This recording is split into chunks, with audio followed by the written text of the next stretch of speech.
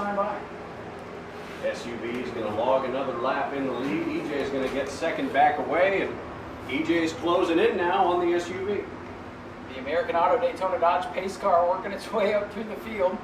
Try to close in on the leader here off turn number 2. Great racing right now on the high banks. So we are just going to race. And Zach, here's a beautiful sight. Chase. This is a fantastic thing. We are about to drop the green flag on the first race of the evening, and Ryan, this has been a long time coming. We've waited all evening long, and it's finally here. I'm so excited. I had the wrong starting lineup in my hand, but here we go. Bomber B is ready for 20 laps. Let's get tonight's action underway as the Daytona Dodge American Auto Pace Car peels off the speedway. Lindsey Samian and Jason Scroverin Jr. Luck of the draw puts them on the front row, and there's the double greens. We are finally underway here tonight. Side by side at the line, Jason Scroverin's going to get the advantage going into turn number 1. He's going to be door-to-door with the 04 car, Lindsey Samian. He's going to get the lead through turns 1 and 2 in a slow car at the back of the field. Spencer Dean not getting up to speed. His return from a big wreck in turns 3 and 4 a couple of weeks ago. Not starting off the way he wants it. Whoa, the 28 pushed off the bottom. Watch the black 63. Zach Curtis boxed in right now as Jason Scroverin, the last year's champion, has the lead. Jason Scroverin at the front of the field right now, side by side for second is Tim Nicholas, who is loose in turn number 1. He's backing up to the other 15 cars as Spears and Higdon, and the 04 Lindsey Samian's going to get the second position as Nicholas regathers. We are still double fire. Oh, trouble. Around goes the 5. Jay Woldridge with a big save there. He bounced off the side of somebody. I think it was the 15 there. Zach Curtis able to get through unscathed, as is the 5 of Jay Woldridge. That was almost very big trouble right there with the number 5 car in the 77, Larry Masters. Zach Curtis has now passed the 15X car of Gage Spears to move into the 5th position. Spencer Dean, the rookie driver, going to bring his car to pit road. It's not quite the way he wanted it tonight, so he's off the pace. Woldridge throwing it sideways off turn number 4. Watch that gray number 5 machine. That's a real fast race car. That's out of the Zach Curtis stable. Speaking of Zach Curtis, here he comes, Zach. He's off turn 2, slicing and dicing to the inside of Lindsey Samian. He splits Higdon and Samian 3 wide. He's going to get the 3rd position away, but some track position to make up there. Jason Scroverin has stretched out his lead by a couple of car lengths over Tim Nicholas, but Zach Curtis very quickly closing that gap, and Justin Spears Jr. in the 28 is off the pace. Boy, that car took off in turn 4, Zach. He walked it all the way down to the infield grass, thankfully kept it out of there. And now the pair of 15s, Higdon and Spears, going at it. And here comes the Black Beauty, Zach Curtis in car 63 from the back of the pack up to 3rd on the back bumper of the 23.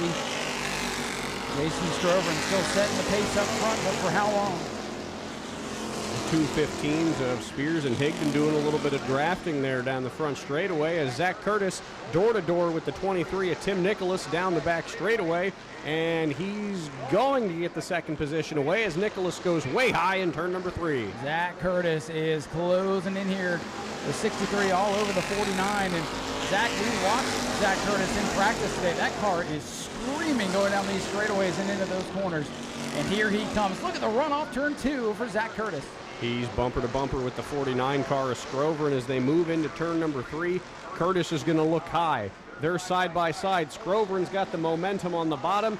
They're going to be right next to each other at the line, and it's a dead heat for the lead, but Curtis gets the jump going into turn number 1. Last year's champion on the bottom, this year's current point leader on the outside and pulling away. Zach Curtis from the back of the field to the front. Can't say I'm too surprised though, Zach. He's going to move his lead to about 2 to 3 car lengths over the number 49 car. Right now, the closest battle on track for the 5th position between... Well, there goes Justin Spears. Boo. The birthday boy is backwards, and everybody's going to get by. Lucas Johnson picks the high side. The choose cone over there in turn 4. Unfortunately for Justin Spears, fresh off his 17th birthday, goes for a slide, gets it righted. No damage other than what's already on the machine, and he's good to go.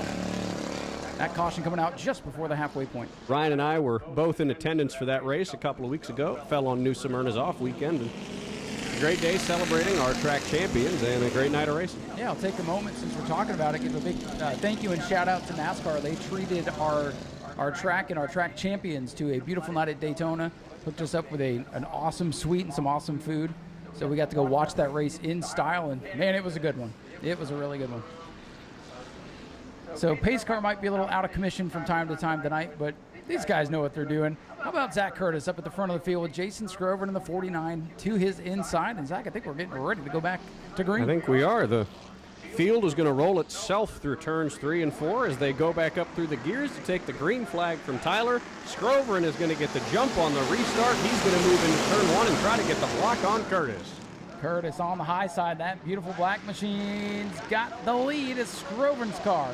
Just can't get the hook up on the bottom of the racetrack, and here comes the 23. The field stacks up on the bottom of the racetrack. Zach Curtis pulling away from everybody else. 3 wide for a brief moment there, and the 28 car locking up its tires. A problem with the 28 of Justin Spears.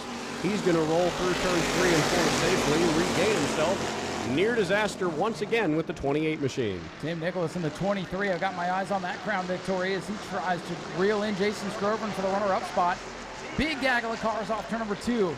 Larry Masters going to get split 3 wide going into turn number 3. Everybody hangs on to it. Curtis still out in front, past the halfway point in this one. Laps winding down. Battle's going to be for second.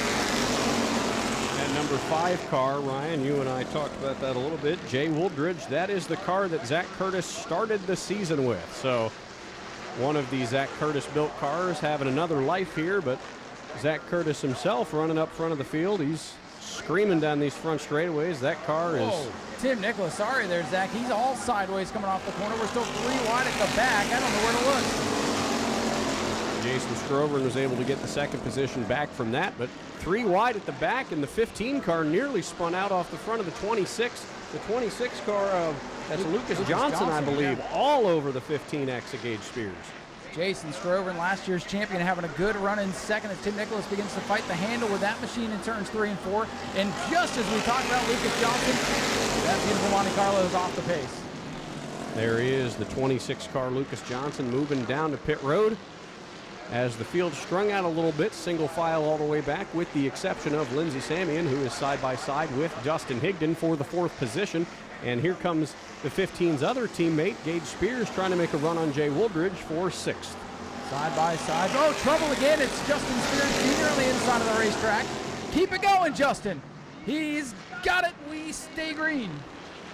28 car has had a lot of issues there in turn 3 and 4. He's fun to watch, though. 15 and 04 side by side once again for the 4th position. And now Jay Wooldridge enters that battle and saves it as the 15 car of Dustin Higdon. Boy, if that wasn't Dustin Higdon behind the wheel, that might have been a big wreck. Good driving there for Dustin to hang on to that thing as he got a little knock on the door from the 5.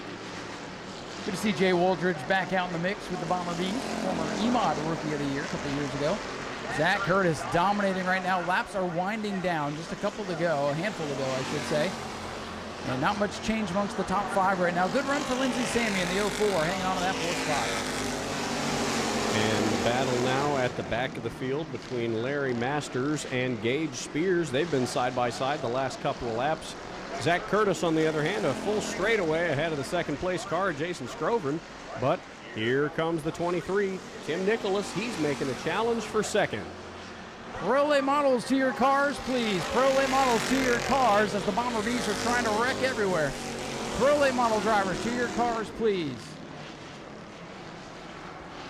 Tim Nicholas looking low on the 49 of Jason Scrover, and that is the battle for 2nd. He's going to look low in turn number 3, try to get to the rear quarter panel, but he just didn't have the speed. Scrover holds the position.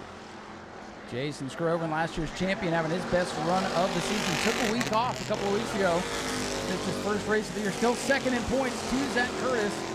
Still 2nd on the racetrack to the 23 now of Tim Nicholas, who continues to put the pressure on. Zach Curtis in another zip code at this point, but the battle is for 2nd. Tim Nicholas once again on the back bumper of the 49 of Jason Scrover. That is the battle for 2nd. They're going to get popsicle sticks from Tyler. It is 2 laps to go. 2 to go, and I think Zach Curtis is on cruise control right now. It looked like he coasted down the front straightaway. He's toying with the field. He's going to come up on the slow car, the 28 car. That's Justin Spears Jr. He's going to roll through 3 and 4, and I believe that's the white flag lap. 1 lap to go for Zach Curtis. 1 to go for Curtis, but look at this battle for 2nd. Scrover in the red, white, and blue machine. Nicholas in the white machine with the orange numbers throws it into turn 1. They're sideways. Scrover going to hang on to it as he dirt tracks it off turn number 2. Meanwhile, in turn number 3, he's going to throw it sideways. He's going to put on a show for you. Zachary Curtis in car number 63. The point leader gets it done again here in New Smyrna. Hanging on to second. Jason Scrover. Third is going to be Tim Nicholas. Lindsey Samuel's going to come across in fourth. Dustin Higdon fifth. Jay Wooldridge sixth. Larry Masters is going to come across in seventh. And Justin Spears Jr. will be in eighth. Well, Zach, normally at this point of the night, we would head down trackside and grab a word with our winners. But with the delay and trying to keep things moving, we are going to forego victory lane. So, ladies and gentlemen, if you will, let's have a nice New Smyrna round of applause for your winner, Zachary Curtis in car number 63. I think that's win 10 or 11. I've lost count. Something like that.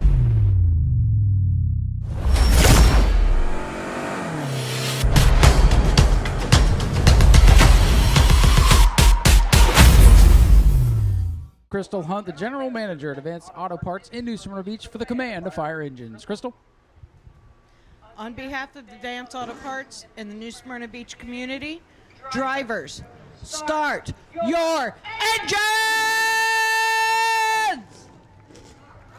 Fantastic. Ladies and gentlemen, let's go again. A couple of drivers may elect to pull out of race number 1 that aren't running for points. We are 2 by 2 by 2, 6 rows deep. 12 cars on the grid, 13 if you count the 45 at Diaz, who still on pit road, and he's pulling away.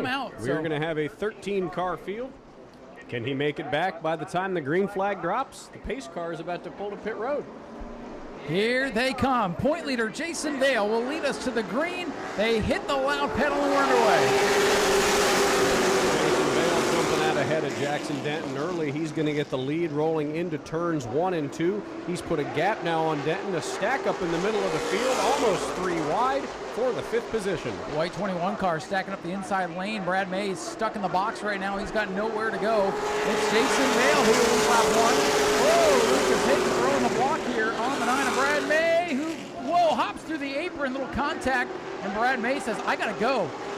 Jason Vale up front, Brad May out back. Cannot waste time. Side by side for third, now in turn 4. The battle for third, of course, is the 10 car of EJ Tamayo and the number 99 machine. They're side by side for the 3rd position, rolling through turns 1 and 2. The 99 falling back. Cody Martell, first time out in that beautiful red Pro Late model. EJ Tamayo holding his own, now in car 10 on the outside groove. Side by side for the 3rd position here. Here comes that white car with a red roof. That is Brad May in car number 9. He is making his way up through right now, dealing with former EMOD champion Eugene Tuminello Jr. 4th position. Tuminello putting up a fight with Brad May, but in front of them both in 4th to 21 and Mark Stevenson. May going to get side by side here with Tuminello, but Stevenson blocking up the top lane, letting Brad May, and he switches to the bottom. Double blocking the cars, fighting for 5th. Mark Stevenson holding down the 4th. Stevenson did not get a good start, but he's been able to stabilize, running in the top 5 right now with some heavy hitters behind him. Brad May, whoa, powers up, contact! Look out, Stevenson and May get hooked up. Stevenson getting the nose ripped off and going for a bath here on the front straightaway. Brad May perhaps feeling a little impatient tonight with the 407 of Jason Vale out front. That was one of the wilder rides we've seen Brad May involved in a long time, and now Stevenson's 21 is stuck in the wet grass. Oh, he's going to make it out. Watch out for the field, though. Heavy damage to the front end of that 21 car. Let's see what Brad May's damage is looking like. A little bit of a dent in on the front bumper there, and some side skirt damage, but other than that, that 9 car definitely made out better than Mark Stevenson, car number 21, the driver out of Titusville, Florida. Still down on the front straightaway is his front bumper, or what's left of it, still hanging out there right before the start-finish line.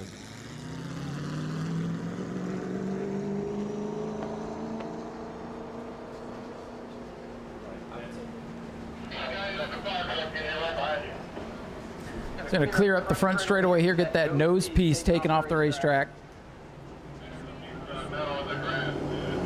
So we got some debris down on the front straightaway here.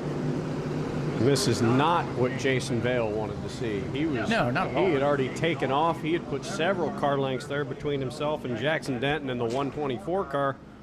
But now the field's going to restart again, and someone could get the jump on him. Zach, this kind of brings me back to the last Super Late Model race. Remember, Brad May was right in the middle of that big wreck we had on the opening lap of Twin 50 number 2. Brad had a little bit of damage on that car, and we wondered when it got up to speed, would it hold up for the rest of the race? Would they have tire rubs? And we're right back to that same situation, and it looks like he's going to pull up to pit right now. So car number 9, Brad May, coming down to the service of his crew. This means he will once again start at the back of the field since he's coming down pit road. His crew getting to work very, very quickly on the 9 car. So again, you know, normally Brad May, one of the most patient racers, and I'm not saying he was impatient there. I think the 21 was kind of running both grooves, and Brad had a nose to the inside. He knows that the longer this race goes with Jason Vale out in front, it's going to be harder and harder to get there. But that situation is only going to compound the rest of his race because he's going to go to the back of the field. He might have damage. We'll see if it affects the handle. A lot to watch here on this coming up restart. I think so. I think Brad May definitely, we know he can get back to the front of the field. He has the car to do it. They don't call him the mayor of the Speedway for no reason. Absolutely. It's just a point of how aggressive are the guys around Brad May going to be. As we saw, the 21 was really trying to make a block there early. Yeah, I think the 21 just kind of got caught in a bad spot there. The faster car coming to the inside maybe wasn't exactly aware of what was going on around him. But now Brad May and crew going to work, trying to massage the body of car number 9 to get him back out there. He'll only have a couple more courtesy laps here before we go back to green, so that team going to have to hustle. All of that in just 5 laps, Zach. I believe the 21 car, Mark Stevenson, has retired from the event. He has pulled to pit road. We'll see if we see him later or not. Brad May's team still looking at that number 9 car. They've got the hood up on it a little bit, trying to get that front fender undented. And, Ryan, it looks like they might have gotten it. Well, if there's a team that can get that car back into pristine shape, it is that RK Edwards Incorporated Bobby Sears Racing team. You see the track officials down there watching, making sure that they're just working on the body panels or parts and pieces to get that car straightened. Jason Vale will roll off in the first position. The 124 car of Jackson Denton will be second. Running third is the number 99 car, Cody Martell. Running in fourth is EJ Tomeo in the 10 and Eugene Tuminello. That battle, of course, happening right in front of him. Well, he was the benefactor, and he'll keep the 5th position. I'll just check with the race control, Zach. The 3 courtesy laps expiring on car number 9, so it is just about time to get set for a restart here. So this will be the final lap. Work looks like it's just about done on the 9 car anyway, and I think next time by, if the lineup is correct, we may see the Choose Zone open up for the 2nd time here tonight. Little donut on the side of the 7 of Max Wheeler. He's already been up in some action tonight. He has been in only his first pro late model event. Of course, he did elect the rear of the field. And Jason Vale, your leader, going to go to the outside. They'll put Jackson Denton to the inside. And Eugene Tuminello is going to switch it up. He'll go to the bottom of the racetrack. Bunch of takers to the outside. Bunch down to the inside. Diaz says, oh, what the heck, the bottom looks good. And Brad May, again, Brad May will be the tail of the longest line. Brad May will be on the inside lane. EJ is going to launch his way out of there through turns 3 and 4, and we are going to get these guys back up through the gears, back to the green flag. It'll be Jackson Denton and Jason Vale leading the field to green. Here they come, green flag back in the air. Look at this, they stack up. EJ Tomeo going to pull out of line, thinks way better of that. Good heads-up move by the 10. Not going to that corner 3 wide. Jason Vale on the outside gets the advantage. Look at Brad May outside, 3 wide making moves on the back straightaway. Incredible restart for Brad. 3 wide pass between the 45 and the 84. The 9 going up top side. The number 99 car, Cody Martell, had a fight there for the 124 Jackson Denton, but Denton's going to get the position. And now the other number 99 car, Lucas Hinton, going around Max Wheeler. Despite the damage, it looks like Brad May's number 9 is A-OK. He's slicing up through the field into the inside of Will Robinson. Sets his sights down on the 99 and the 7 dead ahead. As Jason Vale in the 407 begins to scoot away once again. Jackson Denton second. Cody Martell having a standout run early in this one in the 3rd spot. The 9 car of Brad May there on the inside of the number 99 car. Will Robinson a little bit loose there on the front straightaway, but Brad May making up no lost time, getting his way through. Here he goes around the 7 car of Max Wheeler. He's 2 spots out of the top 5. Brad May in car number 9, not out of it yet. Looks like no real little sparks. There's some sparks coming out on the side of car 9. I noticed it off to number 4 that time. You see it as he goes into turn 1. That could be something to watch. Maybe some parts and pieces coming loose underneath car 9. For now, though, still up to speed. Jason Vale at lap number 10, your leader. The battle now is for second. Here comes the 99 car, Cody Martell, on the bottom of Jackson Denton. They're door-to-door out of turn number 2. The 124 car getting a little bit of an advantage, but the 99 dives real low into turn 3. They're going to keep the battle going down the front straightaway, and it's a dead heat at the line. Good race for Cody Martell. He's got the second spot away from the rookie Jackson Denton. EJ Tomeo holding his own in the 4th spot.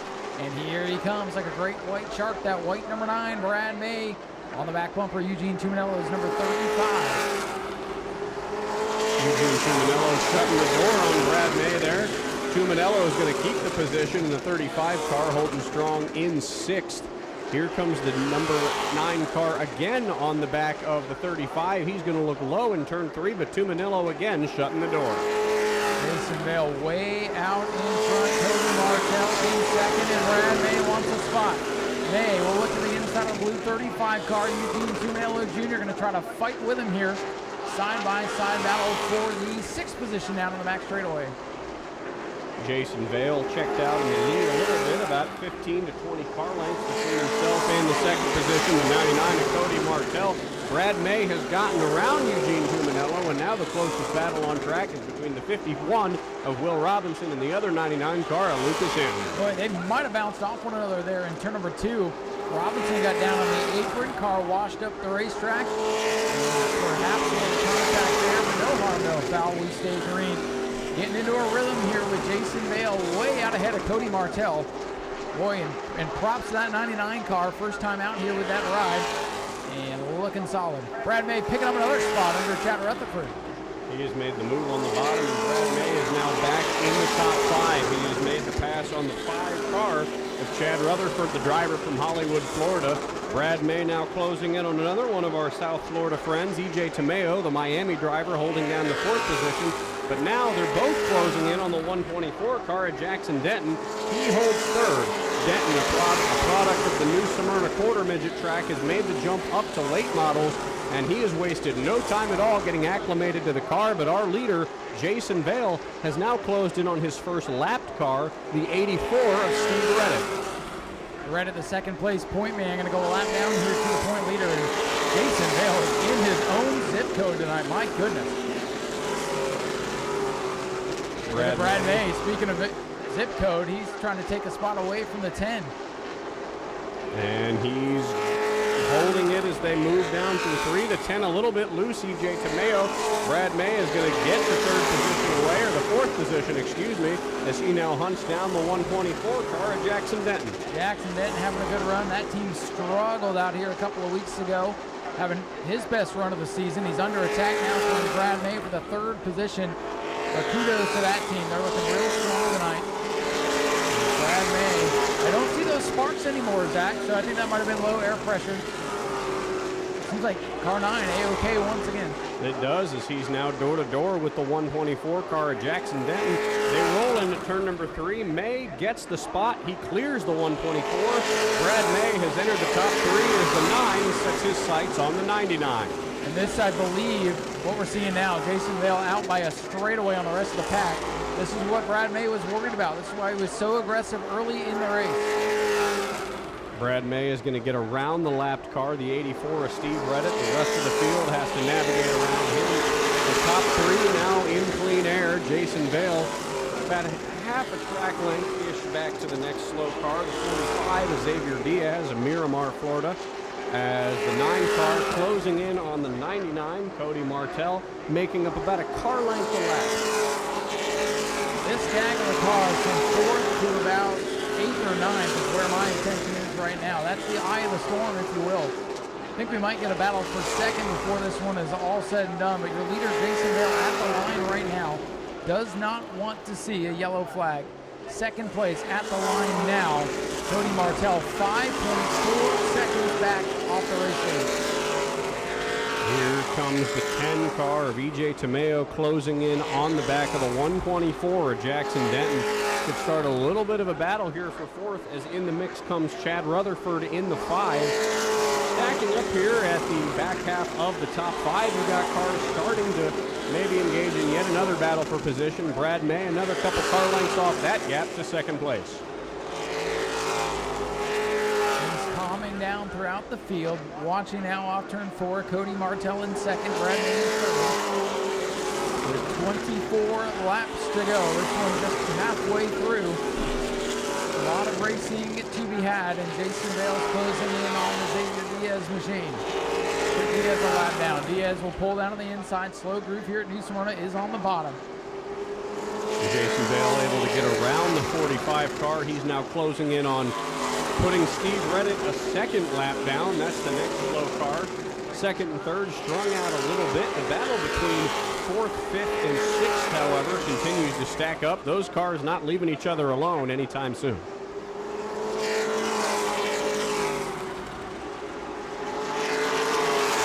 Jackson Denton at 124, holding on to the fourth position. E.J. Tomeo rounding out the top 5 right now. Both those drivers having pretty darn good runs for themselves right now.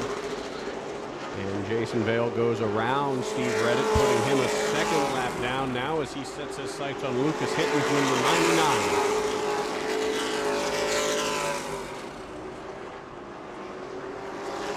2 laps past halfway. As a matter of fact, it'll be 20 to go as Jason Vale just streaks by the start-finish line. Vale's lead is now 6.4 seconds. Jason Bell running away. The battle now still rages on for fourth. E.J. Tomeo's had a couple looks down there on the bottom at Jackson Denton's 124 car, but he just hasn't had the speed to make the pass quite yet. Eugene Cuminello has also had a shot at the 5 car, Chad Rutherford, but he also hasn't gotten his run to stick. All of them have taken the bottom line. The defenders, however, have taken the top, and it's worked for them so far. Another lap in the books for the leader, Jason Vale, and such a great run going for the 99, Cody Martell, but you can see that white nose of car number 9, Brad May, getting closer and closer. Battle for seconds about to heat up. Near contact there, Ryan, was between the 45 and the 84 cars as they went through turn 2. The 45 got a little bit loose up on the top side. Every driver was able to hold on to it, but a near collision there in turn 2, and the battle for second or third, moving forward. Here comes the 10, E.J. Tomeo. Got a big run on that 124, Jackson Denton. He's got him. Jackson Denton going to fight back there off to number 2. Good battle down the back straightaway. Tomeo with a nose in front of the fourth spot. He's clear in turn 3. Jackson Denton's going to move down to the low line. Tomeo a little bit loose out of turn number 4. This battle is not over yet. They're going to roll through turn number 1, but Tomeo is broken away. Tomeo is loose, but loose is fast, and he's pulling away 1 car length, 2 car length, 3 down the back straightaway.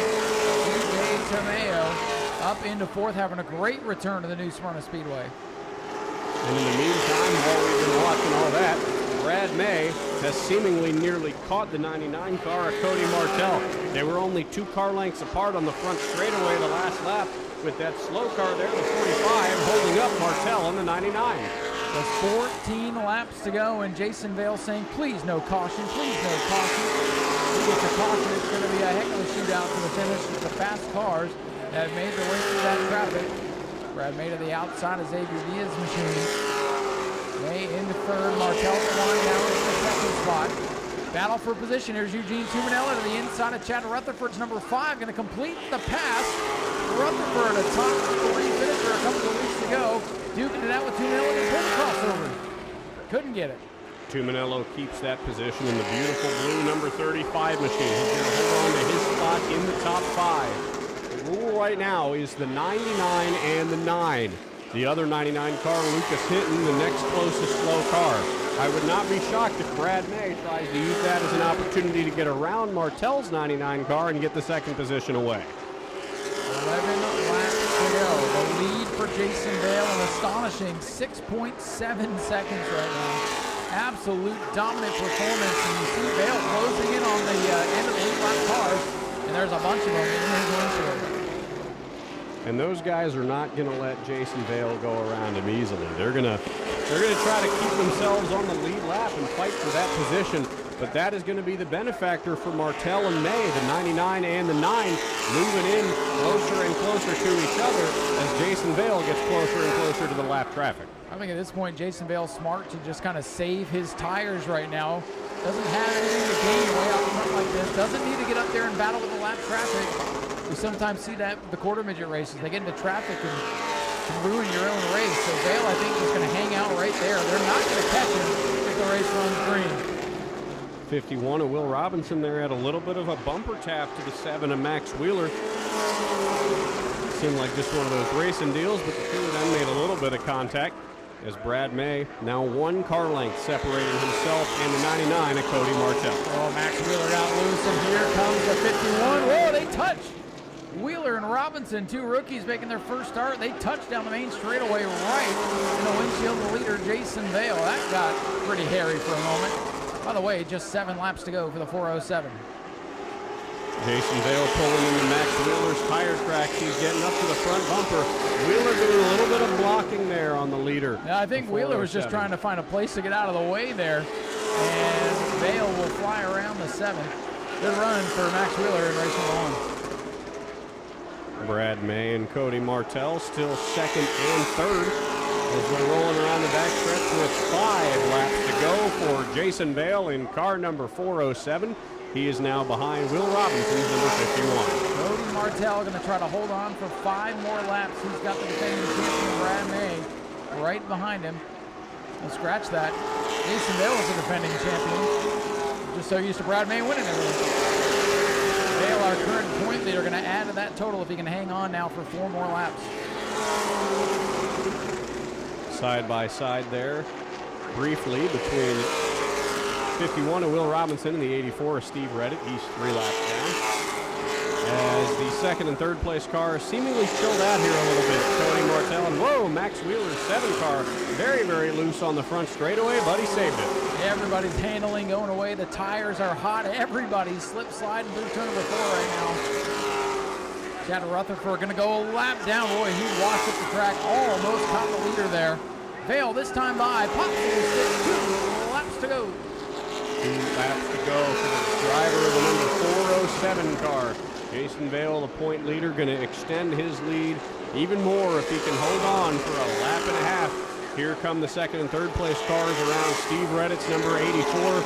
And the white flag is in the air for car 407, the man in his own area code, Jason Vail. Jason Vail, a dominant performance. Through 1 and 2, no problems. He's clear down the back straightaway, no traffic in front, no pressure from behind. Jason Vail looking for his 3rd win in a row.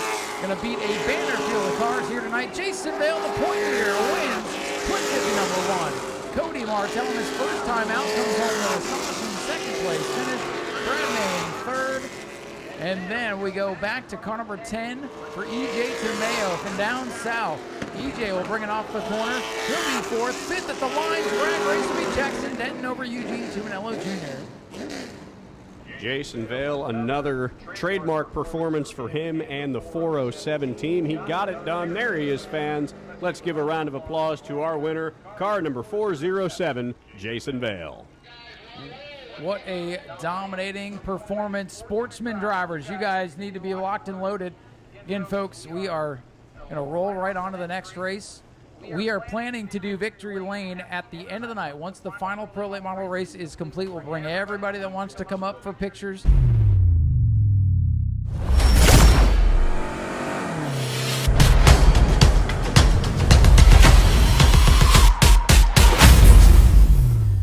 Kind of like a handicap here tonight. You got some of the cars that have struggled this year up in the first couple of rows. The fast cars at the back.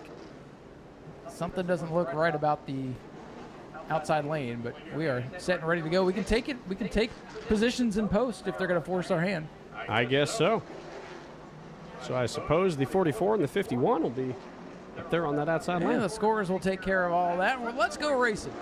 Andy Nichols and Kyle Case bring us to the double greens, and this beautiful field is underway. Kyle Case got the jump up there, but now it's Andy Nichols who was door-to-door, and he cleared him. Andy Nichols, trouble. 66, and around goes the 63. Oh, Steve Barnes, the second place point man's in it. Somebody lost a tire. Flat tire on somebody. That might have been the catalyst to this 4-car dust-up in turn number 2. You saw that tire rolling down the banking. I'm not sure who it came off of, but Cody Krucker's involved. 26, Rice Robinson. 63, George Alexander. And the big one, second place point man, the mad scientist, Steve Barnes. Car number 58, absolutely a nightmare scenario for Barnes and his team. He's torn up. Only 18 points behind the 8 of Donovan Ponder. And Steve's rolling. He's rolling, but with those fenders flaring on the back of the cars, you just wonder if that fender got pushed in on the tire a little bit. That'll cause it to go down. Let's turn our attention now to pit road. Look at the damage to the Backyard Barbecue 58, Steve Barnes. Heavy right front and left rear damage on that beautiful number 58 machine. Cody Krucker also making his way to pit road, as is the Rice Robinson 26. Krucker needs a new sneaker. Robinson's got a little cosmetic damage on the nose with a big damage here to Steve Barnes. George Alexander also rolling in car number 63. George Alexander, I believe, was the catalyst of all that. He was the first car I saw spinning around up there in turn number 2. But I know that Rice Robinson's 26 behind him was giving him one heck of a shove. So I think it was one of those things where a lot of racing happening at once, and that was the overflow. Yeah, that'll be one of those to go back and watch on Speedway video to kind of see. It happened so fast, but I'm sure Tom high atop the tower got some good pictures of that one right on the start. So we'll go back and analyze that one as our Monday morning quarterback cheer. He got himself a thumbnail for the YouTube video for that one. So far, that's the highlight. Steve Barnes' team down there working on the 58 car. He is rolling again. Listen, those noses are not contorted like that just to look like that. That is a lot of engineering that goes into these cars, a lot of geometry and all that stuff. So that damage not going to do Steve Barnes any favors. Might not kill him tonight, but not going to do him any favors. It reminds me a lot of toward the end of the Gen 4 era in the NASCAR Cup Series, the Twisted Sister bodies, they called them, where they were Absolutely. asymmetrical Yep. on the right side because it gave more aerodynamic advantage when you were up running against the wall. These Sportsman cars, the front ends of those are built almost very similar to that. So, Well, and if you go look at them up close, normally we have the autograph sessions, you get to check them out a little bit, but they have a pretty wide right shelf to the side of the cars. They're offset chassis just a little bit, or at least offset bodies. And Cody Krucker going to come back out, but if you look real close when they come by, you see that right side shelf on the side of the cars. They try to get every aerodynamic advantage they can with these cars going fast and turning left. now these chassis you fans see out here for these are outlaw bodies. You see these a lot running on the dirt car scene in the world of Outlaws. Dirt Late Model Series runs these all the time, but we run them here on the asphalt.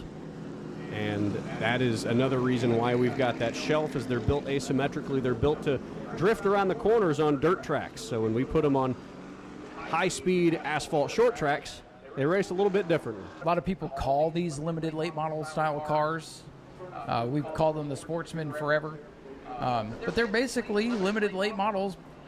And back when I first started, several of them looked like late models. So to give this division their own identity, they started to allow these outlaw bodies, and pretty much everybody has shifted over to that style. And every car is unique out there. Every car looks just a little bit different. There's a couple different nose options you can put on there and some different things you can do with the bodies. So they're not a template car by any means. Steve Barnes' team still hard at work on the Backyard Boys Barbecue number 58 car. Something to note about Steve Barnes while we're talking about him. Anybody who's walked up to his car up close has noticed that his number is technically 5 out of 8. That is not true. just 58. That is a reference to Steve Barnes has 8 children, and 5 of them have served in the United States Armed Forces. That's So his 5 tribute out to of his his 8 kids. kids. We talked to Steve quite a bit, and he's had some electrical issues with that car all season long, and he finally thinks he got it figured out, and this happens. Well, and if you remember a couple of weeks ago, leading the race, double white flags, that whole controversy was awarded the win after that one. And it looked like he is set to come back out. Right now, he's having 5 out of 8 fun. EJ in the American Auto Dodge pace car, rolling down the back straightaway and going to turn him loose. It'll be lap number 1 once again. Andy Nichols and Kyle Case going to lead the field to the green flag through the gears out at turn number 4. Green is in the air. We are back to racing. We get through turn 1 and 2 this time. Side by side for the lead. Nichols on the bottom. Case on the outside. Still locked wheel to wheel. Look at the point leader, Donovan Ponder. Up to 4th. Wants 3rd. Dives to the inside of Dylan LeBeau in turn 3. Here comes Matthew Green in the 44, looking to take the 5th position from Sean Fitzgerald. He's going to get it. And the 63. George Alexander slides across the front straightaway into the wall hard. That'll bring out the caution. Heartbreaker for George Alexander. I believe he and the 51 of Robinson got together. Don't hold me to that. That happened right out of the corner of my eye.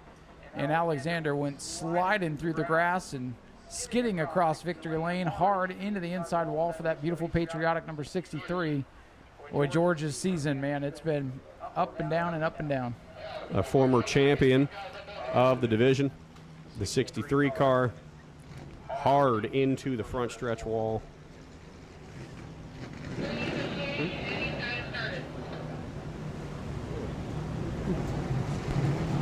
It looks like he is going to continue to roll.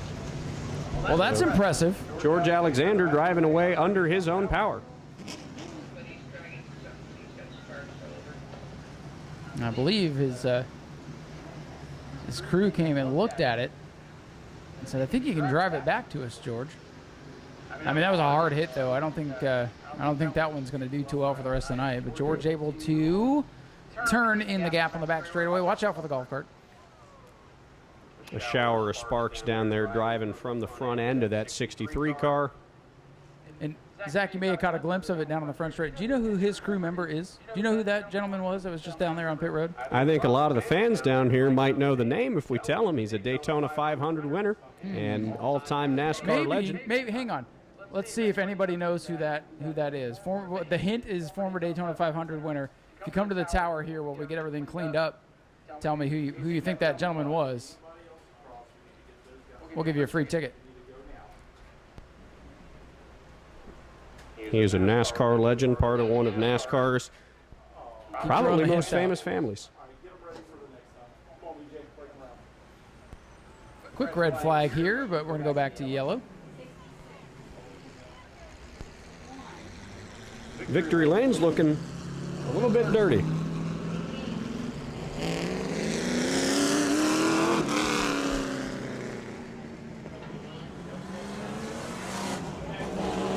And we have somebody who has claimed the free ticket. He has correctly guessed George Alexander's crew member, and that is Daytona 500 former champion and Hendrick Motorsports driver Jeff Bodine. Former driver of the number 5 for Hendrick Motorsports, and of course his own team, the number 7 car, over a number of years. And fun fact, the last driver to ever lap the field in a NASCAR Cup Series race, it is Jeffrey Bodine. Jason Vale tried to follow up on that in the Pro Late race. So George Alexander's night is over. He is pulled in and the field back under the yellow flag. 1 to go. We have officially hit the choose zone. Donovan Ponder electing the outside here. I'm a little surprised here, and I'm going to have to go back and double check this, but I was just looking at the schedule. This is the last time I see Sportsman on the schedule, so this is the championship race. There we go. So that is our not at answer. all. That is not at all what Steve Barnes wanted to see. His championship hopes begin to fade. Steve Barnes basically needs to win the race and have the 8 car finish 10th. Yep, pretty much. And we're already slimming the field out, so that's getting harder and harder to do. I am going to double check that again, though. But let's get set for the restart. Andy Nichols did not get on the throttle very well. Matthew Green looked to make it 3 wide, but Nichols is going to shut the door. Here comes Steve Barnes down on the inside. He is threading the needle. Yeah, they're going to throw that one away. Not a good start. Not a good start for the Sportsman tonight, period. Donovan Ponder, car number 8, looking to lock up the championship. It just seems weird on September 6th to be talking championship, but here we are. Race,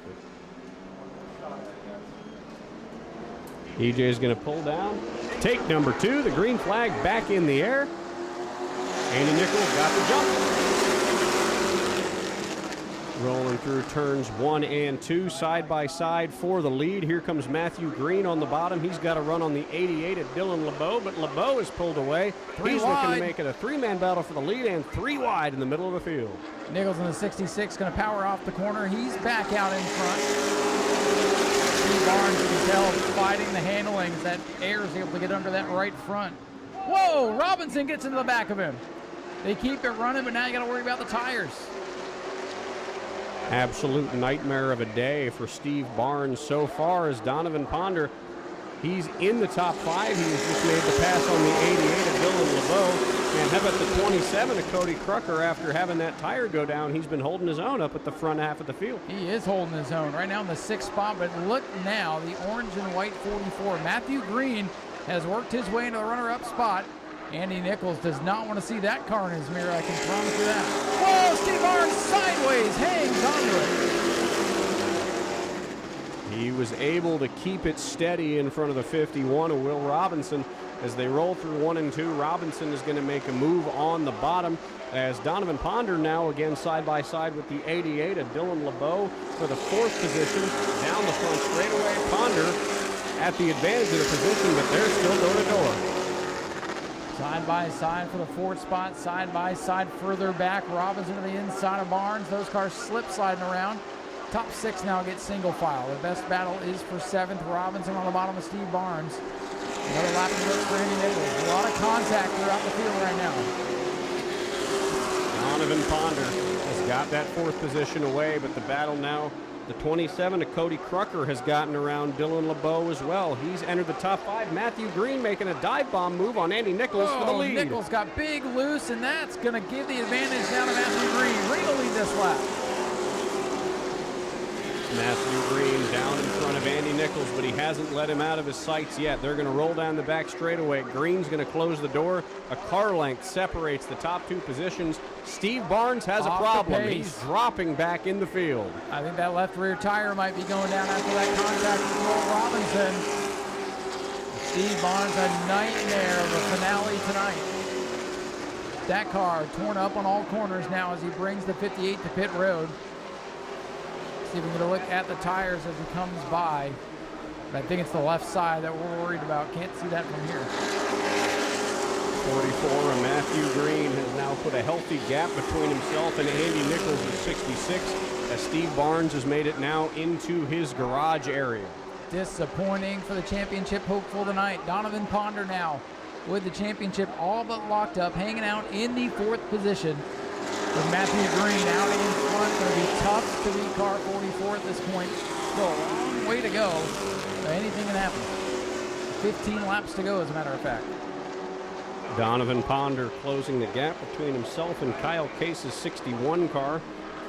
Field single filed out now through the top 5 positions. The 151 of Sean Fitzgerald has been sparking the bottom of the track there as he's dropped back all the way to the tail end. 151 a little bit off the pace. Yeah, that car put back together after a heat race incident a couple of weeks ago. Maybe still not perfect the way he needs it. After a career run a couple of weeks ago, Fitzgerald struggling a little bit here tonight. Field has gotten single file. We had a lot of action early, and some of the fast cars have been taken out. George Alexander with crash damage. Steve Barnes with just a catastrophe of a night. Will Robinson, his right front is all messed up, so his car is not handling well. He's stuck back in 6th. Donovan Ponder tried to make the pass on the 61 car, but he hasn't had the chance to yet as Matthew Green in the 44 has gapped the field a little bit more. Ponder making a move again. He's diving down low, but the door got shut once again. Still single file through the top 5, but 2nd to 4th backed up. Shout out to Cody Crucker and car 27 involved in that first lap incident. Lost a tire, has made it back out. First Sportsman race here in New Smyrna, runs in the top 5 behind the championship point leader Donovan Ponder. Donovan Ponder sitting pretty right now in the 4th position. As Ryan said earlier, if he does nothing wrong, he's got the championship in his hands. Honestly, at this point, he'd have to get disqualified, and I think he's content hanging out in 4th spot for reasons. Matthew Green, of course, a driver not contending for points in this series. One of those guys that just shows up on weekends and tries to win races. Kyle Case wants second away from Andy Nichols. How about a shout out to that team making the long haul up here tonight. And right now hanging on to the final spot on the podium as Crucker goes by the point leader. Donovan Ponder's number 8 car, not looking quite as stout as it has much of the season. Crucker got the 4th position, and now he's looking for 3rd. He tried to look high on the 61 at Kyle Case, and now he's going to look low going into turn 1. Cody Crucker is going to go for 3rd. Cody Crucker having a run here tonight at New Smyrna. He battles side by side with Kyle Case as the laps begin to wind down. Case stuck on the high side. He's going to have Ponder to his inside now. 8 car on the bottom, 61 a Case on the outside, beginning to fade just a little bit now. Crucker has cleared Ponder and Case. He's now looking for 2nd from Andy Nichols. He's put a 2-car length, now 3 gap between himself and Ponder. He has his sights set on Nichols, but there's an even bigger gap between Nichols and leader in the 44, Matthew Green. Laps winding down, battle is heating up. Will Robinson's 51, and inside is still LeBeau's 88. Up and down season for LeBeau. Several podium finishes. A blown motor and a DQ, and oh, look out, back straightaway. 3 wide, Robinson all the way to the bottom of the track. They got big time stacked up, and now the 61 of Case beginning to fade. The 27 car closing in on Andy Nichols. That's about a car length off a lap. As they roll through 1 and 2, boy, what happened to the 61 car? Kyle Case, he's severely off the pace on the bottom. I thought that car sounded a little flat last time by. Motor problems perhaps on the 61. Going to take him out of this one in the late stages. Tough break, having a great run tonight. The 27 of Cody Crucker now closing the gap again on Andy Nichols. Matthew Green off at his own little world up there in the lead. 2 laps to go for the 44 Matthew Green, and 2 laps to go for Donovan Ponder. Check that, 3 to go. 3 to go this time by. Matthew Green way ahead, but look at the battle for 2nd. Cody Crucker peeking to the outside of Nichols now in the 66. Going to look low. Cody Crucker wants 2nd. Crucker is going to keep moving to the bottom. He puts the 66 up on the high side in 4. He clears him on the front straightaway with 2 laps to go. Cody Crucker has taken the 2nd position. What a run for Cody Crucker tonight. Did not sound confident when I talked to him earlier today. Maybe playing possum. He's up to 2nd as Matthew Green's orange and white car looking for the white flag. 1 lap to go for the Sportsman. Matthew Green in car number 44. And here's Donovan Ponder behind the number 66 of Andy Nichols. Just needs to hold his line 1 more time around, and the season is all his. Well, the 66 really starting to struggle. Ponder may be able to grab 3rd here at the line. But coming to the double checkers, Matthew Green will pick up another win here this season. And Cody Crucker in his first start going to come home runner-up. Andy Nichols hangs on for 3rd. Donovan Ponder 4th. Will win the championship for the Sportsman 2025. Will Robinson will round out the top 5 ahead of LeBeau and Robinson and Fitzgerald. Boy, once they got going, it was good, but it was a tough start tonight for the Sportsman. Championship basically settled in the opening laps. And ladies and gentlemen, it'll be technically back-to-back wins for Matthew Green in car 44, so next time he shows up to the back of the field, he'll go again. As they roll down the front straightaway, let's get a good round of applause for our winner in car number 44. There he is, Matthew Green. Super Stocks will be next on the docket. They will be rolling off of pit road now. Good field of these guys. We've got 8 of them out here tonight. Usual suspects are here with a couple newcomers, couple new showers up. Sportsman's final race of the season, final points race of the season, has concluded.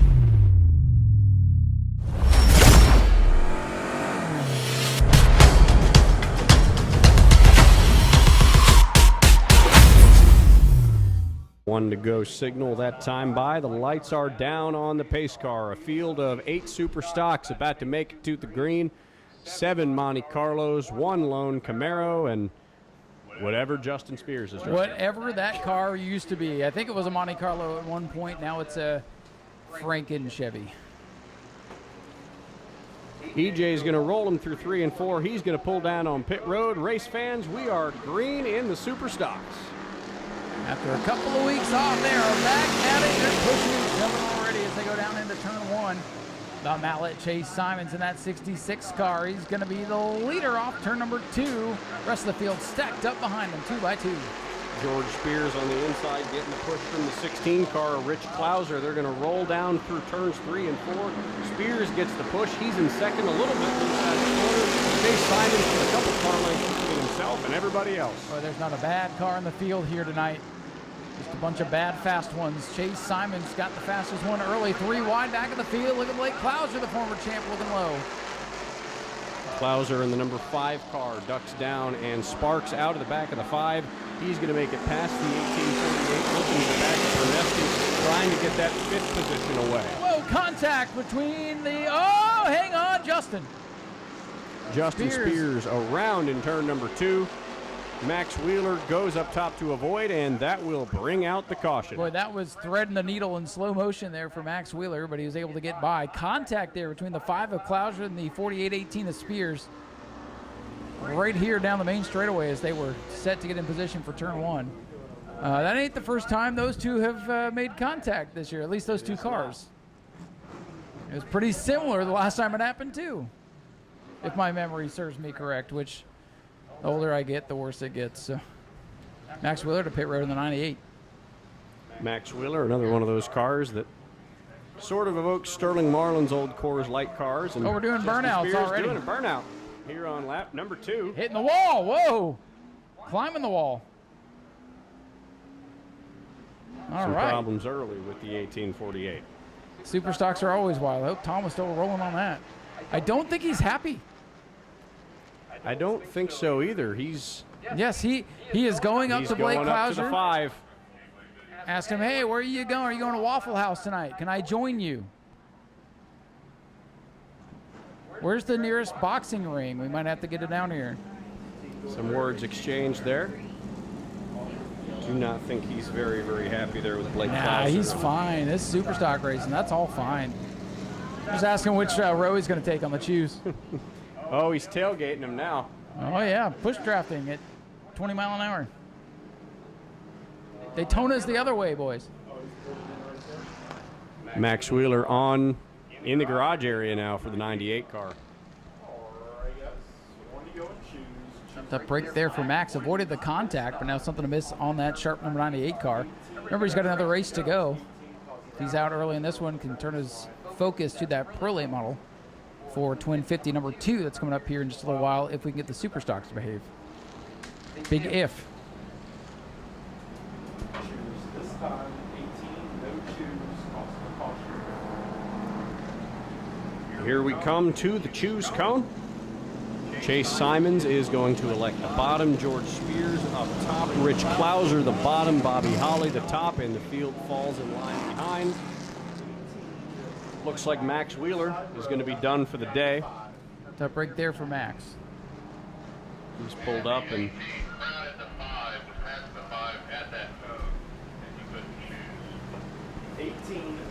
so calling the 18 of Spears to the end of the longest line, he was the cause of the caution.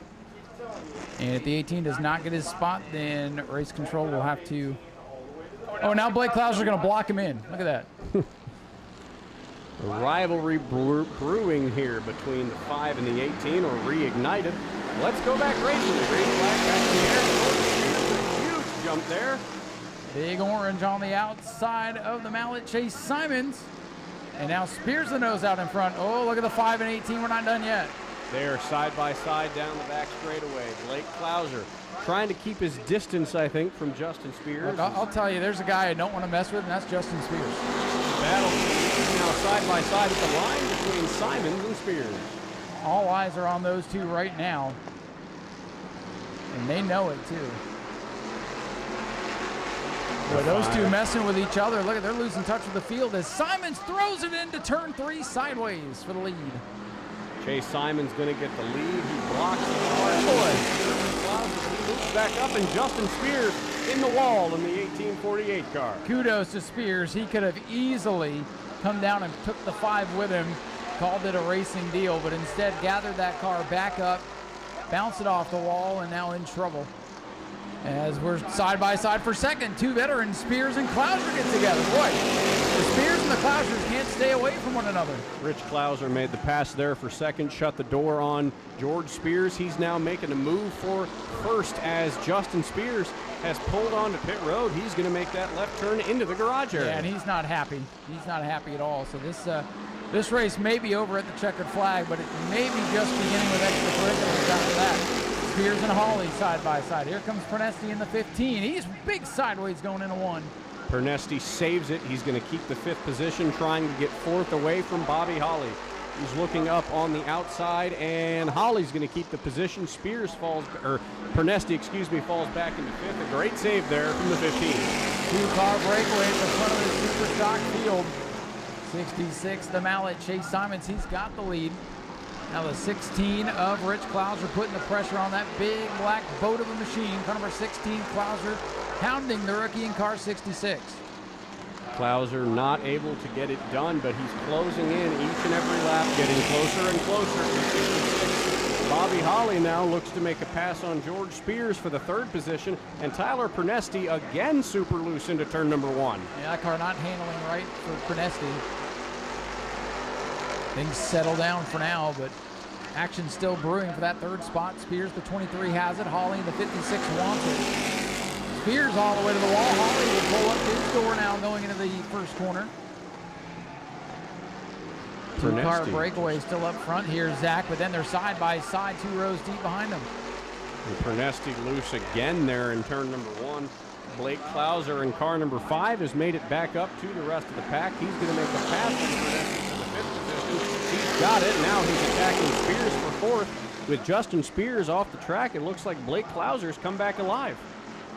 Boy, the 23, George Spears, your point leader. Remember who's second in points, your race leader.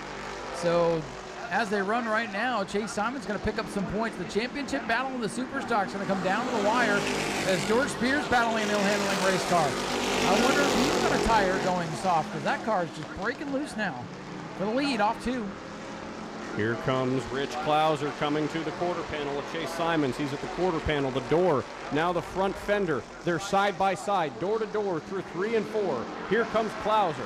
He's coming closer on Simons. It's Clouser at the line. The 16 is going to get the lead through turn number 1. Still side by side racing action. Boy, they were dead even at the line, but just at the back of the cars, that extra kick out the 16's got on the nose, so the difference coming by that time. Clouser on the bottom, Simons on the outside. Simons looking for max points tonight. Whoa, they touch coming off turn 4 to the line. Clouser again by half a car length. Clouser is not going to keep the 66 at bay. They're going to keep fighting for this position. That kick out on the nose that the 16's got is the only reason I think he's kept as much to the lead as he has. Pernesti makes the pass for the 5th position as Clouser shuts the door on Simons for the lead. Clouser going to try to get away and hide now. Clean air, I think, is going to be good for car 16. What's not been good is the backslide for the 23 of George Spears. He's back to 6th. Big Orange not handling well tonight. The 16 car, Rich Clouser, put about a 3-car length gap between himself and Chase Simons. Simons looks low, gains a little bit of ground. The field now spread out single file. Rich Clouser makes his way back up to the 4th position as Rich holds down the Ford at the front of the field. If Blake Clouser's got anything for the 56 Bobby Hawley, maybe steal that final spot on the podium. And still to come tonight, conclusion of the Pro Late Model Challenge Series, and then Victory Lane interviews for those that want to come down on the front straightaway.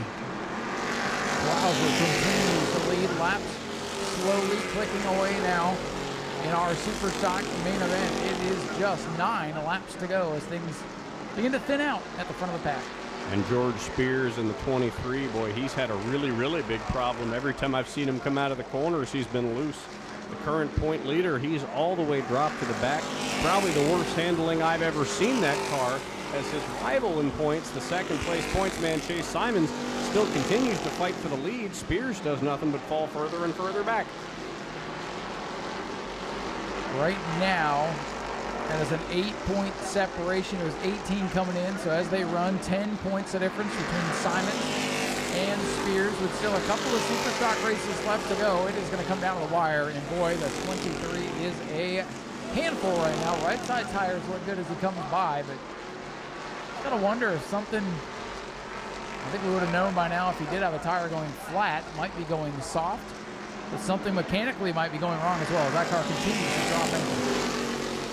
Continues to fall further and further back. Tyler Pernesti also sort of in his own world right now. Yeah. Car number 15, holding it down in the top 5, but getting loose in the corners early on has been very negatively impacting for the 15 of Tyler Pernesti. Too loose, just doesn't have the handle on the 15, and now this long green flag run really stringing things out.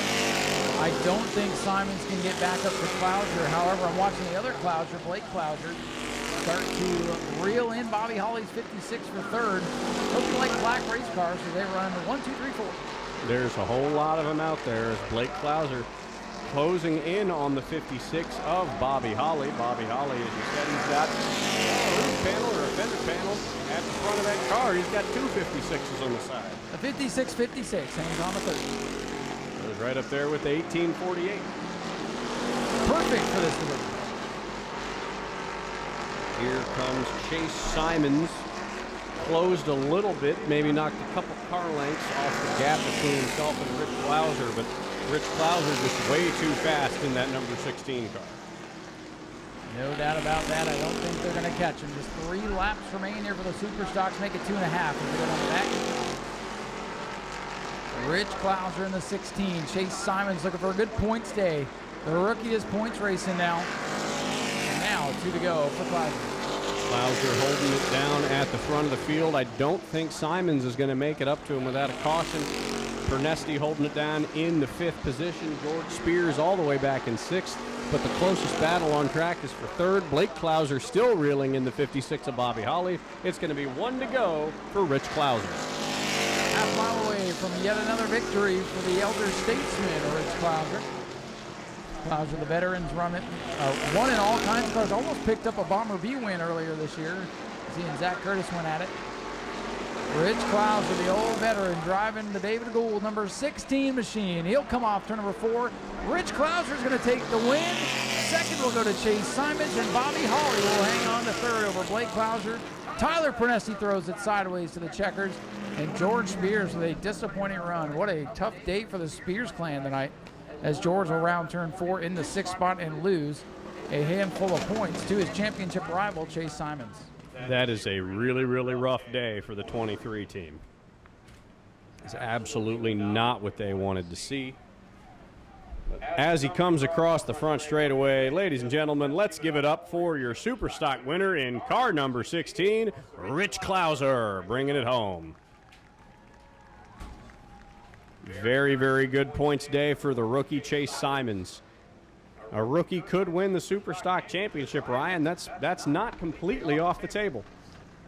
I mean, it's going to come down to the wire. Let me take a peek here at the schedule since I have it up. How many more Super Stock races we got? I believe 2. I believe they run on both family fun nights. You are correct. So 2 more battles for the Super Stocks, at least. And 10 points unofficially between now George Spears and the 23 and the 66 Chase Simons. Boy, if those events go off without any issues from Mother Nature, that's going to come right down to the wire. Simons, the rookie, versus Spears, the veteran, for the Super Stock title. That is going to be a very, very good points battle to watch, especially with how good of a rookie season Chase Simons has had. Graduated up from the Bomber Bs, on his way up, and first season in Super Stocks has been a smashing success for the newest member of the Simons clan. And we have 1 more race to run, 50 more laps for the Pro Late models who are beginning to make their way to the staging area, and glad to see the 32 making his way back out. Sat out race number 1.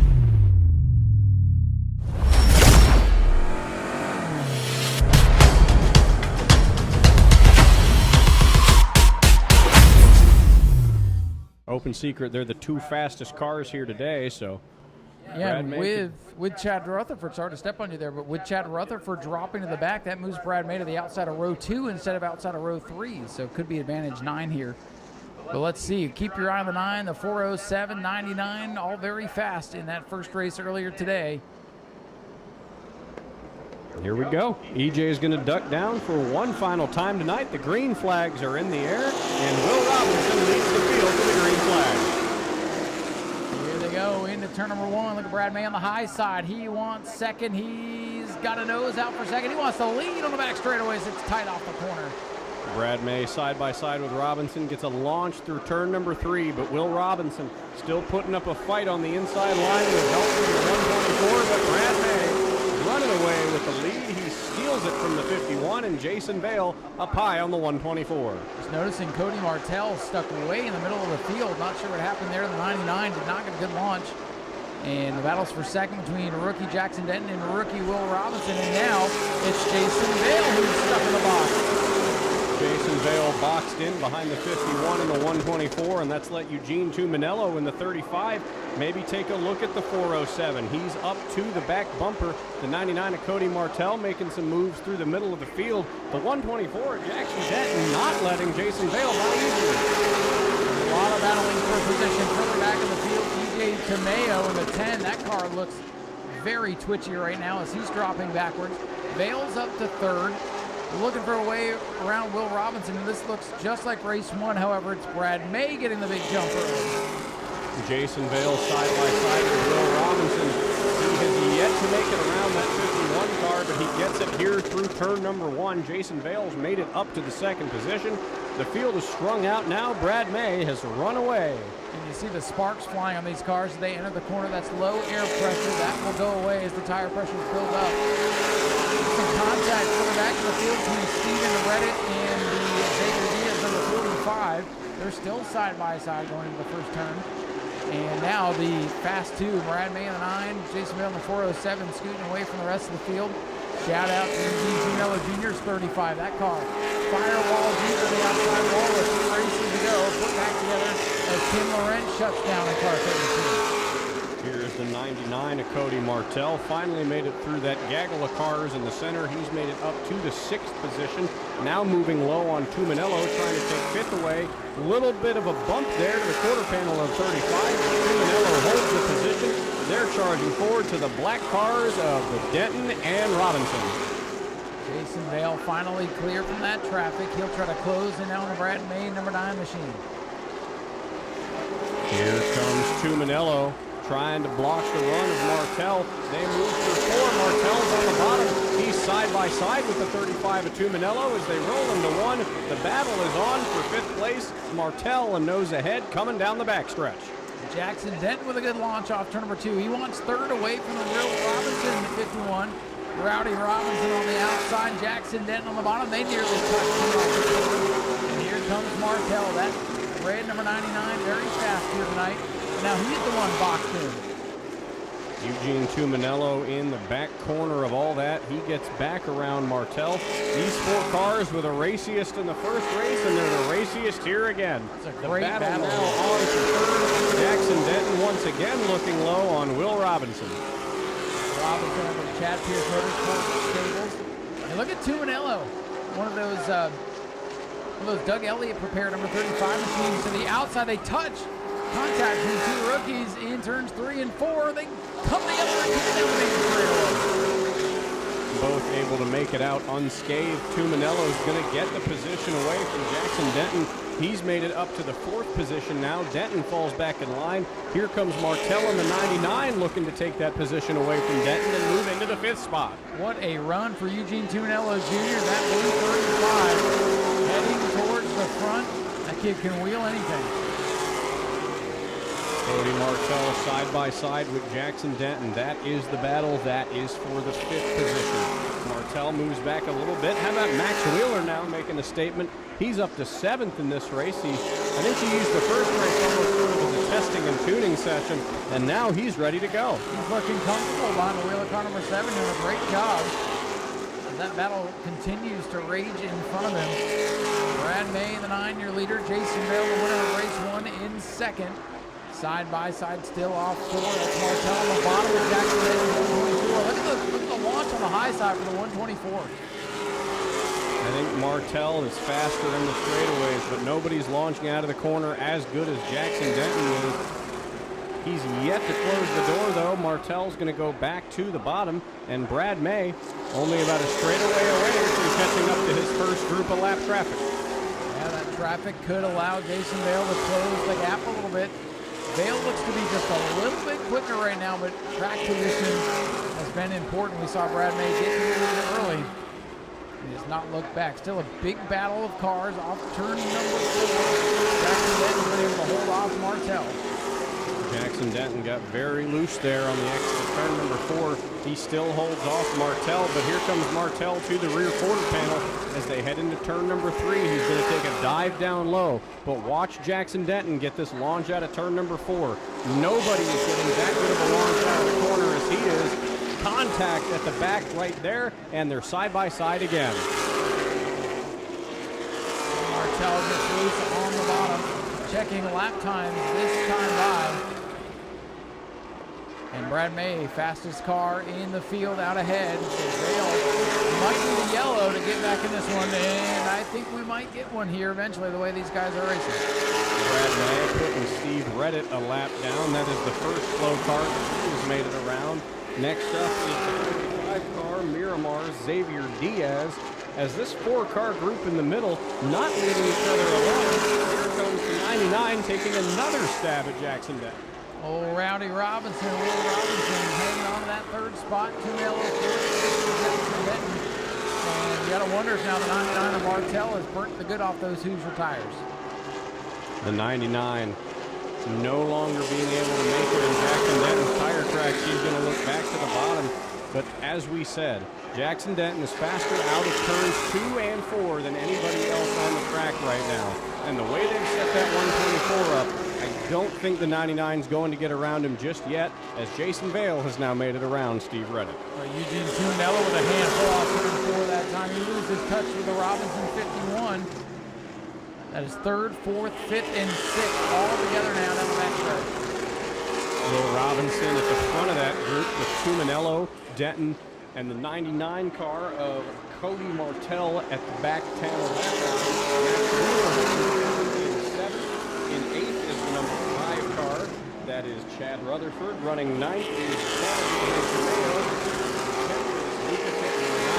which Brad May has just put him a lap down. Well, Martell shoves the nose in turn number 3. Red car on the bottom, trying to get 5th away from the Jackson Denton 124. And again, that outside momentum for Jackson Denton propels him back to the 5th spot. Will Robinson still at the front of that group. Brad May has made it around the 99. Vale now coming up on Lucas Hinton's 99 as Brad May has made it up to EJ Tamayo's number 10. He lets him go up on the top with ease. Brad May's lead builds further and further on. EJ Tamayo struggling with car number 10. That car did not look good from the get-go. He's on a lap down. And there's Jason Vale going around Lucas Hinton in the 99 car. This 4-car battle, though, between cars 3, 4, 5, and 6 on the track. Eugene Tuminello has now made it up to Rowdy Robinson. Will Robinson, the number 51 car. He got to the back bumper that last lap, but Robinson pulled back away. This one lap past halfway.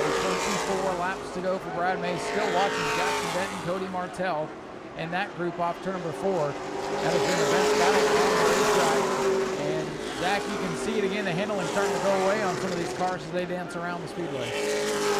It does, and those guys in the middle there, the 124, the 99, the 35, and the 51. If anybody here is going to draw a caution, it's from the way that 4-car group is racing right now. There goes the 99 again, taking a swipe at the 124. Cody Martell and Jackson Denton are racing harder than anybody else on this racetrack right now. If we do get a yellow flag, I have a feeling it's going to come from right there. That group in turn 3. Will Robinson 3rd, Eugene Tunello 35 in the 4th spot. 5th is the 124 Jackson Denton, and Cody Martell stuck back in the 6th spot. Leader is Brad May, car 9 at the line now. Here comes the 99 taking another swipe. Boy, I feel like we've been saying that almost every lap that the 99 tries to make a move, but Jackson Denton just keeps shutting the door on him. I think that 124 is just a better car, but I also think the 99 might have used up his tires in that first race, as Will Robinson now putting a gap on the rest of that group. Eugene Tunello starting to get loose in the blue 35 machine. Jackson Denton could get a spot here. Brad Mays, number 9, is now made up to Chad Rutherford's number 5 to put him a lap down.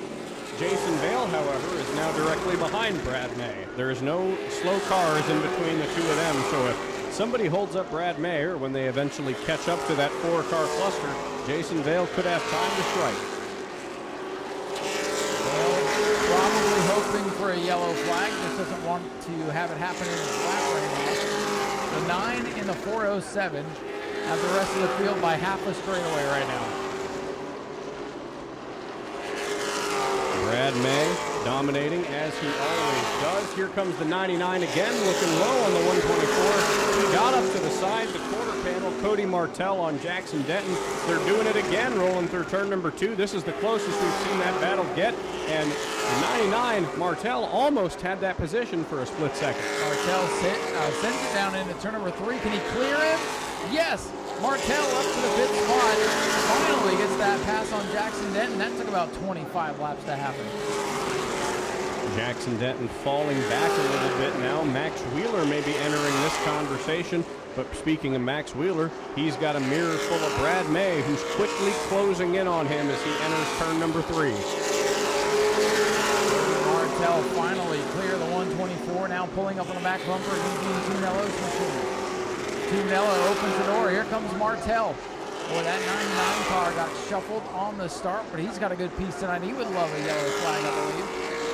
He might be able to get Robinson here, as we still have 15 laps to go. Martell's 99 has come alive in the span of the last 5 laps. He might have the best long-run car out of any of these drivers as he closes in now on Wyoming's Will Robinson. He's going to look to the back bumper of the 51 car, and now to the bottom as they go through 3 and 4. The battle for third has just begun. Definitely heating up down in turns 1 and 2. Martell 99 going to be a little bit longer off the corner. They're going to come up on the Stephen Record 84. He'll back it down. Robinson really tiptoes into the corner and has to swing wide around Reddick. Martell really got held up by the 84 car. That put about a car length between himself and Robinson. Tuminello barely dodging Steve Reddick's 84 car as they now shuffle him out in the 99. Cody Martell looking for another dive down low with Will Robinson. Gonna have to add another car to the mix. Here comes Max Wheeler, the 7 car, running in 7. Trying to close in on the 124 Jackson Denton. And as I say that, whoa, Max gets a little sideways in 2, and here comes the leader, Brad May, gonna close in on this group. Jason Vale was very loose that last lap coming out of turn number 4. Steve Reddick very slow on the bottom of the track. Brad May is going to go by up top. And Max Wheeler now in Brad May's way. As here comes the 99, Cody Martell closing in again on Will Robinson. He's going to move to the bottom. Oh, and they touch, and there they go. Contact around and into. No, he saved it. Martell's in the grab, and we are going to stay green. Can you believe it? Wow. And heartbreaker for Martell. He just went a lap down to Brad May. Jason Vale's going to roll around his outside. Martell back to 7th. Wheeler going to go off the lead lap. And boy, that's shaking things up. Welcome to the top 3, Eugene Tuminello. And I'm sure Will Robinson is not happy about that one bit. As the 99 Cody Martell makes his way down to pit road, I think he's got a problem, and that might be the end of his day. Wrinkled right front fender at least on the 99. Boy, oh boy. Your leader, Brad May, slicing up through this field. Will Robinson has slid back to the 5th spot, last car on the lead lap. And that was almost the yellow flag that Jason Vale was looking for. Laps are winding down. That battle has now spread out around the speedway. Robinson gives way to Brad May, goes to the high side. Very loose there for Jackson Denton out of turn number 4. Sliding all over the front straightaway. Brad May in front of Will Robinson. 2 cars now separate him and the 407. The 99, Lucas Hinton, slowing down there in turns 3 and 4. Nothing too serious though. Brad May continuing to dominate this field. Time to go for Brad May here at the line. Watching Max Wheeler now with 7. He'll try to close it on to Rowdy Robinson to take away the top 5 position. Just 4 cars left on the lead lap. The 124 Jackson Denton, the last car on the lead lap. Brad May picking him up and putting him down right now, Zach. I don't think Denton's going to be on the lead lap for very long with a mirror full of that number 9 car.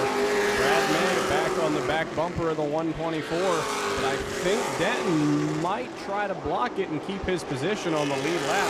Of course, there's 2 cars separating May and Vale, but that 124 is giving Brad May a little bit of a hard time. Brad May not really able to close on him right now. Jackson Denton's had a good car tonight. That team struggled mightily here a couple of weeks ago. They definitely got the ship righted and looking to hang on to 4th. This next time by, they're going to get the 2 laps to go signal from Tyler as Brad May continues to try to get around the 124 car at Jackson Denton. Jason Vale held up behind the 7 car of Max Wheeler. Brad May thought about going low on Denton as Jason Vale gets loose on the bottom trying to get by Max Wheeler. Wheeler now going to pull down to the bottom. Boy, the lap car's not making it easy here on the leaders. 1 lap to go for Brad May, the mayor of the Speedway. He's right behind the 124 at Jackson Denton, about a turn and a half length back to Jason Vale. No more mistakes, and I think Brad May takes this one all the way home through 3 and 4. There he goes, one final time. Brad May in car number 9 hits the jump early and gets to the checkered flag, ending Jason Vale's win streak at 3. Vale comes home in 2nd, and we'll wait for him in 3rd. How about the pretty blue 35, Eugene Tuminello Jr. He's going to thunder off turn number 4. Career best finish for Eugene Tuminello Jr. in the 3rd spot. Jackson Denton with the last one lead lap in 4th. Will Robinson will round out the top 5. And Zach, I don't know how they did it, but clean and green for 15 stayed laps. caution-free. Wow, Eugene Tuminello, very impressive today. And ladies and gentlemen, here's your winner, Brad May, car number 9.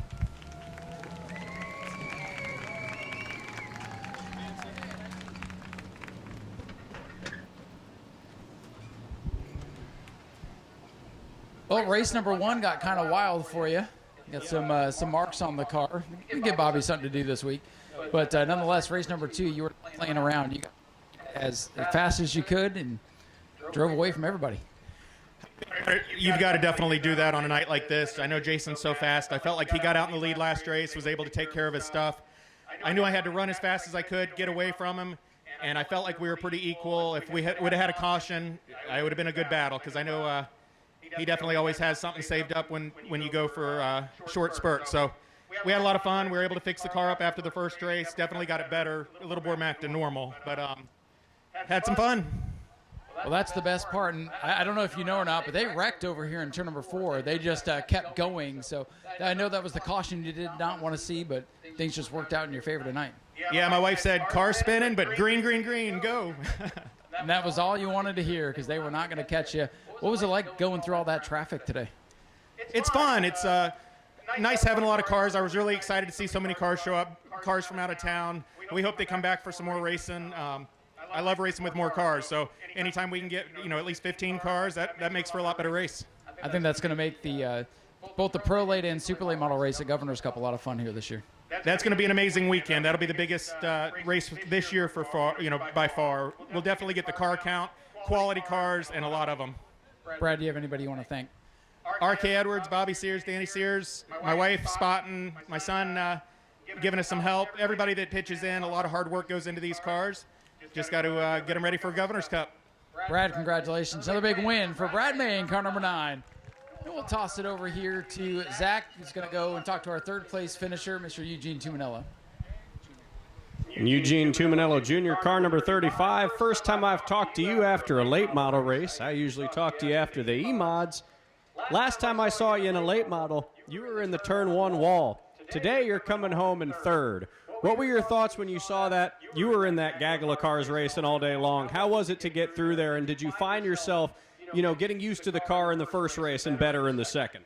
Yeah, tires went away after the first race, so car got a little bit worse, but that's what's going to happen when you lose tire. But everybody drove respectfully. We had a ton of cars racing side by side and bumper to bumper, and we all kept it clean. Did you find any differences coming from the E-mod up to the late model, racing in packs and racing with the cars side by side as you have been? Do you see any major differences between the way a E-mod handles in that versus a late model? These are hard. These are 1,000% harder to pass than a modified. At least E-mod. I don't know about a big motor, but these are pretty tough to pass, and that's about the hardest thing about these cars. Do you have anyone you want to thank for getting you out here tonight and putting a great car together for you? I want to thank Doug Elliott for letting me drive this car, Goodrich's Seafood, DeBerry Paint and Body, Shiner Law Group, Knuckle Sandwich and Catering. I want to thank everybody standing behind me, my dad, Mike, Chuck, my girlfriend Haley, me and Brandon Gaither. We busted our asses on this car since we wrecked it, and I'm just glad that we can able to bring it here. My mom, other Mike from Knuckle Sandwich, just anybody that comes by and supports us. Well, congratulations on a great run. We look forward to seeing you up at the front of the rest of these things, and we'll toss it over to Ryan to talk to Jackson Denton in car 124. Thank you, Zach. Before we do that, I want to let you fans know, since the night is still young, you can head down to the half wall and still have some fun. They've come on board as a new partner here. How about this little team? Jackson Denton, a career night. You guys struggled here a couple of weeks ago, and you guys got it all put back together tonight. 4th place here in race number 2. And you're up here, so we're going to talk to you. Congratulations on a good run. Thank you. We've been struggling motor problems big time here, and we were finally able to get our motor rebuilt. Jerry and everyone in the Simons, they got my motor back in the race car, and we did a lot better. We performed a lot better here. My dad, for everything that he does for me. Brandon Hoover helped out a lot. Ricky Kinect, he came down from Auburndale to help us out for this final 2 features. My friends, Nick, Rilo, Slade, everyone that came out and helped me. My main sponsor is finally here. He got a race, Jim Wheeler, and he's the reason I'm here sitting in 3rd place today. Well, it's been a long day. You know, we opened the gates at 9 o'clock, had a bunch of rain, but it's got to make it all worth it. Yes, sir. It was a long day, but it feels great to be parked on the front stretch. Well, you've been racing for a little while and kind of started on the bull rings. How's this place compared to some of those smaller tracks? It's nothing like well, the truck. I ran the truck here a couple times, and it's not nothing compared to a late model. Late model is the hardest thing I've had to work to pass in. But yeah, definitely starting with karts. I just have a lot of experience, but it doesn't really shift over to a car like this. Well, Jackson, congratulations on a great run tonight. Keep your eye on this 124 team. They've come away in a short time. Jackson Dent with a great run tonight. Let's have a nice round of applause for Jason Vale in the 407. He won the first race of the night, comes home second in race 2. And we're going to hang out down here for just a few minutes, see if anybody else comes down after the prolates are complete. Anyone in the pits, if you got a top 3 tonight, want to get your picture taken, Jim is happy to take your picture. We're happy to talk to you here for a little bit. I know it's a little anticlimactic, but the weather with all today, it has. I don't know. It still feels hot, David. Congratulations, another big win for you tonight. Real quick, do you have anybody you want to thank? I can't even remember how the race went. Anybody you want to thank? No, just definitely appreciate the Hart family, the whole staff here at Nau Smyrna Speedway for hanging in there. I mean, it's summertime. We know we're going to get some rain, and us racers just appreciate you all hanging in there and sticking it out and letting us get this night in for sure. But no, just first off, I just want to thank Gould for letting me wheel this rocket ship. This is all his stuff, and Blake's car as well. That's all his stuff too. So we were up till midnight, 1 o'clock the past couple nights working on Blake's car, and it looks like we didn't quite get it right. We tried some different stuff, and it didn't quite work. We didn't get much practice earlier today, and got a couple rounds this afternoon after the rain, and we just couldn't get it right. So we need to go back to the drawing board on his car and get him back up here with me. But this car here, I mean, it just gets shoved off in the shop in the corner for weeks at a time, and we drag it out and knock the dust off of it, and it's just a rocket ship. So but just all thanks to Gould for that stuff, and just want to thank the family. I want to thank my wife for letting me and her son stay in the shop till 1 in the morning and try to get up and go to work the next morning, and just thank everybody for letting me do this stuff, and this is what I love to do. So. Rich, thanks for sticking it out with the weather and everything, and glad to have you guys here again. Ladies and gentlemen, Rich Clouser, your race winner for the Super Stocks tonight. Next up, we will talk to Sportsman second place finisher Cody Crucker. This is Cody's first race at the Nau Smyrna Speedway. So we'll get him up around the front of the car. Cody, when you were talking to me and Ryan out there in the garage area, we said, all you got to do here is go fast and turn left. And you said, yeah, that might be a little bit hard for me. Well, you got in an incident up there in turn 2. Very first lap of the race, you come home in second. How was it to navigate after that, change the tire, did you notice a difference in handling after you had the new tire on? Because it seemed like you had a rocket after that. Yeah, I'd say we got pretty lucky when it came to setup on this car. We don't have very broad knowledge of this one yet. Granted, it is debut of this car, but all in all, I think it was decent. I think we had a good car. Changing that tire definitely messed us up a little bit. We hadn't gotten a good idea of what our stagger was going to be. So, but all in all, no. I think it was a good debut for this car, and I'd like to thank QC Fleet Solutions for coming on board here this weekend, giving us a hand. And, yeah, overall, just thankful for my mom and dad helping me out, being supportive of everything I do, and thankful for all the fans who maybe aren't here right now, but they were earlier, and thankful for the competition, and just glad to be back in a seat. Well, we got to ask you, this is your first time out here at New Smyrna. What did you think about the way the track handled? Did you have any parts of it that you liked, and are we going to see you back here? Oh, this track's a blast. It's fast. It's fun. It's definitely a beast to tame, and I will be back. That's for sure. Well, a great run for you. Congratulations. We look forward to seeing you back. Trucker, second-place finisher here in the Sportsman. Yes, exactly, Jim. Next race, we're going to make him drive like that. To heck with safety, right?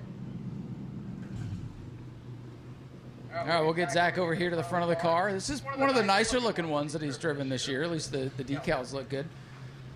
Zach, we were just kind of talking a minute ago. We've lost track how many times you won, but 12 sounds good. So I think throughout the course of the year, you've racked up at least that many. So congratulations on another one, and coming from the back to do it pretty much every time. Yeah, we struggled with this thing in practice. It kept going into limp mode, and couldn't quite figure it out because we haven't had time to work on it at all. But yeah, it was cool that we figured it out and came from the back and got it done again. I think we're gonna race this one maybe one more time for our next race, and we've got a new wrap scheme that we're gonna do to make everybody happy. So it should be fun. At least the scorers will be able to see you coming from 11th to 1st in 2 laps. Oh yeah, they'll definitely see us. It'll be an eye catcher. Zach, do you have anybody you want to thank for this fantastic season you've been having? Yeah, I want to thank Bougie Motorsports, Frank and Holly for everything they do, help me out. Inferno Performance, Whiting Roofing.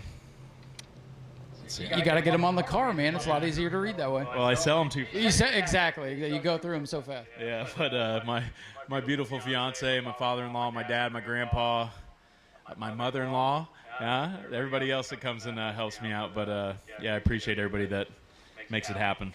Zach, congratulations again. Commanding point lead for car number 63, Zach Curtis. We'll see how many more wins he can get. A couple more races for the Bomber Bees. Final person to talk to on the night is our Sportsman winner. We got Matthew Green in car number 44. Playing a little spoiler on the final race of the season here.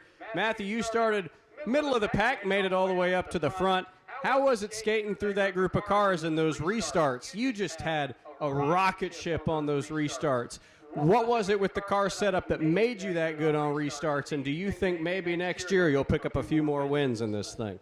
Yeah, that's the plan. We come out here, we don't race for points or nothing. We just show up and hunt some trophies. We help work with Chad Pierce Motorsports, and this is a Chad Pierce VA chassis car we got last year, and had some pretty good luck with it. It's pretty good here. I like to show up and go hunting for trophies, but anytime we're not, we're helping Chad and Will Robinson at 51, so anytime he's racing, we're here with him. So it kind of stays at home and gets to come out whenever he's busy. But it's always a good time racing with these guys. I got lucky with a couple guys choosing to go to the back and made it a little easier, but I think we still would have made it to the front if we had to start back there.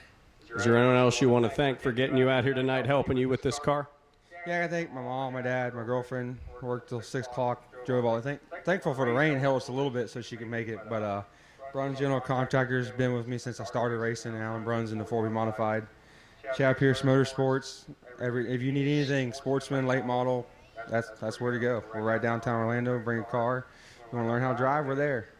And I got my fans here. I hate that all the fans are gone because of the weather, but always got the kids here, Haley and Caleb and Cade and my nephew and their cousins. So that's what we do it for. Got a dog. Oh, and Bristol, yeah. She's been around forever. So. Well, congratulations on another win, Matthew. Great to talk to you here. And that'll conclude the night of racing here at New Smyrna. A little bit weird to not have any fans here left, Ryan, but all because of the weather, and it was a great night of racing. Well, this goes out to all the fans on Speedway Video. Thank you to everybody watching this back. And congratulations to all of our winners and top finishers who did not make their way out here. Thank you all for being here tonight. Great field of cars in the pits. Great fans sticking around in the rain. Great fans watching on Speedway Video. Tom's the best, so make sure you watch Speedway Video to see all the interviews and all the action tonight. With that said, we'll see you all in 2 weeks for more racing action here at New Smyrna. Have a great night, everybody. Congratulations again to our winners.